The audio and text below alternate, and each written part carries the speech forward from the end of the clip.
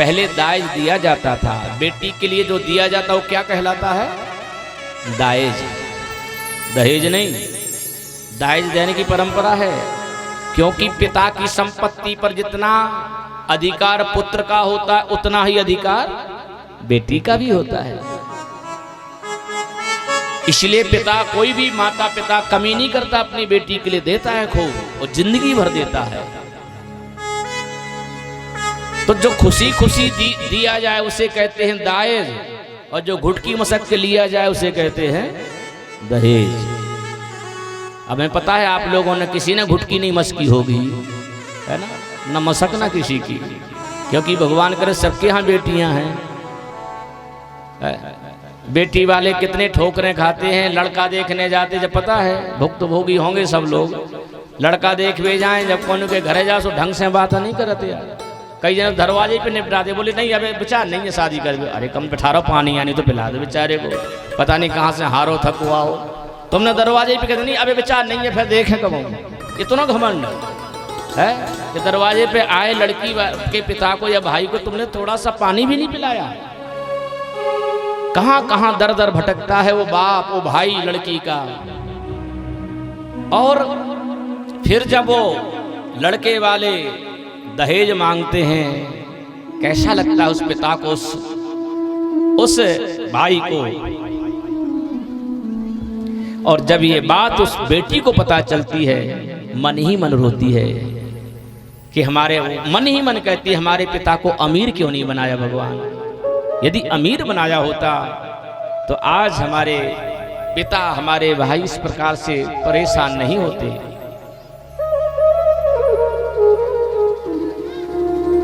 इसलिए श्री सुखदेव जी महाराज परीक्षित जी को वर्णन कर रहे हैं कि दाज देना चाहिए, दहेज नहीं। दहेज जो जबरदस्ती लिया जाए, उस लड़की के पिता से, पिता के सामर्थ्य से ज्यादा लिया जाए, वो दहेज है। और जो लड़की का पिता खुशी खुशी देता है वो दाज है। और लड़की यदि खुशी खुशी आती है तो घर फलता फूलता है, घर में सुख शांति रहती है। लेकिन जिस लड़की के माँ बाप को तुमने अच्छी तरह से कपड़ा की तरह निचोड़ लिया, बिल्कुल निबुआ की तरह निचोड़ लिया, जिसके मम्मी पापा को, उस लड़के की हाय बैठती है, ध्यान रखना। इसलिए खुशी खुशी जो वो दे वो जायज है, और वो घर में फलता फूलता। फिर देखो लड़की का आशीर्वाद, घर में लक्ष्मी बन करके आएगी वो, और आपकी दिन दूनी रात चौगनी वृद्धि होगी। भगवान ने नहीं ली वो मणि, वापस कर दी, हमें नहीं चाहिए मणि, ले लो। नहीं ली मणि, उसी मणि के चक्कर में श्रीमान जी की हत्या हुई थी। कृतवर्मा क्रूर आदि ने मिलजुल करके हत्या की थी। तीसरा विवाह सत्यभामा जी के साथ में संपन्न हुआ। बोले सत्यभामा रमण भगवान की। कितने विवाह हो गए बताते जाना, हम भूल गए। कितने विवाह हो गए हैं? अरे राम राम। कुछ लोग तो कह रहे महाराज तुम ही गिन जाओ, तुम ही बताओ, क्या तुम ही गिन के हमें बता दिए। 3 विवाह हो गए। कितनी बढ़िया श्रोता है। अब कछु जना तो जोर लग रहा हो, कहे महाराज तुम तो धरे माइक और हमें बिना माइक के चिल्लो आ रहे हैं, इसलिए तो नहीं।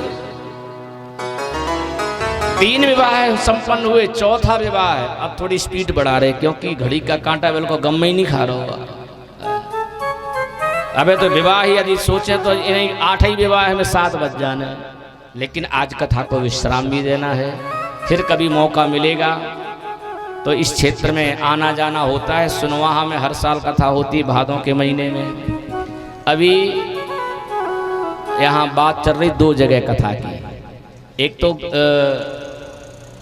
एक ये गणेशपुरा में जो सरपंच जी हैं ठाकुर साहब, वो पूरे गांव के मिलजुल करके वहाँ कथा होनी है बैसाख के महीने में, मई में। और दूसरी कथा होना है बीला के पास में, कौन सी जगह है, छान में कथा होना। छान किसी की ना मान, वहीं छान में छनेगी। आप लोग आइएगा खूब, और कुछ और मत सोचना कि और कछु छन है, चाय छन है होते तो चाय, और न सोचिए कछु के सिल बटना वाली चीज तो नहीं। छान किसी के ना मान। क्या हो गया? अच्छा, इतनी सी बालिका ये किसी की है, छोटी सी बालिका अपने परिवार वालों से बिछुड़ गई है, जिस किसी की हो यहाँ से ले जाए। ये मंच के पास में है। एक छोटी सी बालिका जो कोई ढूंढ रहा हो तो यहाँ आ जाए मंच के पास में। यहाँ पर एक छोटी सी बालिका है। अब पता नहीं बालक है कि बालिका कपड़ा पहने हैं, तो बालक है कि बालिका बाप आप ही लोग जानो, जो भी हो तो कृपा करके यहाँ से ले जाए उसको। बोलो वृंदावन बिहारी लाल की जय हो। कितने विवाह हो गए? 3। चौथा विवाह कालिंदी जी के साथ, जमुना जी के साथ में हुआ। बोलिए कालिंदी रमन भगवान की जय हो। अब सब जन वही होने देखत रहो, अब ना देखो, कथा में आओ। अभी तो जिनकी हसुआज ले जाए हैं वे। 4 विवाह हो गए। चौथा विवाह जमुना जी के साथ में। 5वां विवाह नागनिजिति के साथ में हुआ। 7 बैलों को एक साथ नाथा भगवान ने और नागनिजिति के साथ में विवाह संपन्न हुआ। बोलो नागनिजिति रमन भगवान की जय हो। कितने विवाह भाई? है? पीछे वालों नहीं बोल रहे। कितने हुए? हाँ, बहुत बढ़िया। 5 विवाह हो गए। 6वां विवाह हुआ उज्जैन नगरी में मित्रविंदा के साथ में। बोलो मित्रविंदा रमन भगवान की जय हो। चलो आगे हैं, माता जी आगे होने की। अरे परिक्रमा लगा रहे हुई है, दे भगी हुई है, फुटफुटा देखें, गुनगुना देखें, दे भगी हुई है। बच्चे क्या कर रहे हैं? माता जी परिक्रमा लगा रही थी। कोई नहीं यहाँ से खोएगा। यहाँ जो हंसते हुए आया वो हंसता हुआ जाएगा, और आपकी हंसी दोगुनी हो। ये ऐसा स्थान है। एक और अभी बताएं दे रहे हम सब अपने अपने जितने भी जे पहने हो सोने होने को सामान, तो बढ़िया अच्छे दबा दिए यदि खोलो लगाए हों तो, क्योंकि भीड़ भाड़ ज़्यादा नहीं, बाद में फिर ढूंढत फिरो के कहाँ गो पनवेसी, पायल कहाँ गिर गई, जो झुमका कहाँ चलो गो, बरेली की बाजार में नहीं तो झुमका गिर जाए। ध्यान रखिए, इसलिए हम पहले के, क्योंकि पहले बता दो तो अच्छा रहता है, फिर वो नुकसान नहीं होता है, क्योंकि हमें तो हर जगह जाते गिरते रहते। अब इसलिए अब भगवान की कृपा से जहाँ हम कथा करते वहाँ नहीं गिरता, क्योंकि पहले ही हम सतर्क कर देते हैं। न मोबाइल गिरे न जिस आभूषण गिरे। हाँ, लड़का वाले जरूर हेरा जावे। सभी तो यहाँ से आए कि नहीं आए कौन उसको हम ही ले जाए। बोलो वृंदावन बिहारी लाल की जय हो। तो कितने विवाह हो गए थे? 6 हो गए। 6 विवाह हो गए। गिनती एक बार और गिना दें। रुक्मणी जी के साथ, जामवती जी के साथ और सत्यभामा जी के साथ, चौथा यमुना जी के साथ, 5वां नागनिजिति के साथ, 6वां मित्रविंदा के साथ, 7वां लक्ष्मणा के साथ, 8वां भद्रा के साथ में विवाह संपन्न हुआ। बोलिए अष्टपटरानी पति भगवान की जय हो।